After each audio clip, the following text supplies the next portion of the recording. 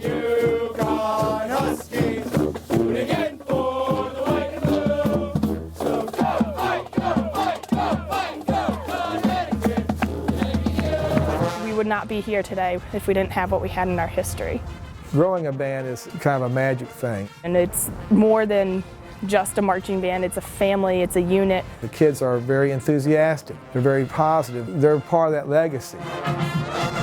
Our band has been around for about 110 years now. We go back to the beginning of the campus newspaper when we see citations about the band as early as 1894, we think. But it started out as a ROTC band, a cadet band. And then it didn't really become a marching band until around 1935. It was still similar to a military ROTC band, but it still evolved, and then eventually in the mid-50s and 60s, one of our past directors, Alan Gillespie, helped really evolve the program into a marching band with formations, marching and playing music and taking it away from the military cadet style. Al Gillespie came, I believe, in 1956, and there were some few really major accomplishments during that time, one of which was to be the first band to perform on television.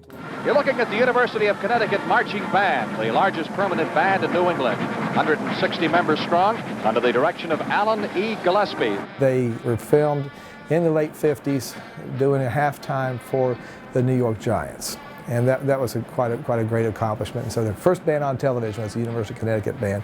And then the directorship was passed on to David Maker. One of the high points of the 70s were 2 trips to Europe. University of Connecticut Marching Band is the first collegiate organization to perform overseas. They didn't have college bands like that, so they invited them over, they fundraised, they took a trip over there and became the first American college band to tour Europe.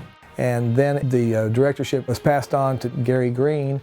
Between David Maker and Gary Green, the style changed to a drum and bugle corps style of marching, and we've been using that ever since. I bring the field, the University of Connecticut Marching Band. Now, for the college marching band, how big it is really important. Where I took over, there was about 120 in the band, and we got momentum going.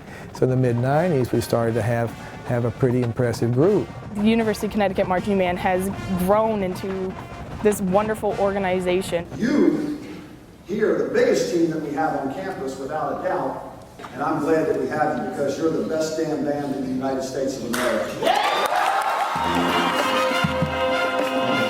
The value of every individual in our band is great. They have the opportunity to do something to make this band better. So I think that the ownership and the spirit in our band is very pure and very real. It's hard to describe at times, but I have this joy and this excitement, and I just want to play my heart out. And so as we look back in the history, what each member has given to the band to make it what it is now gives to the future. And I think that makes it very special, because there's a feeling amongst our band of wanting to be great.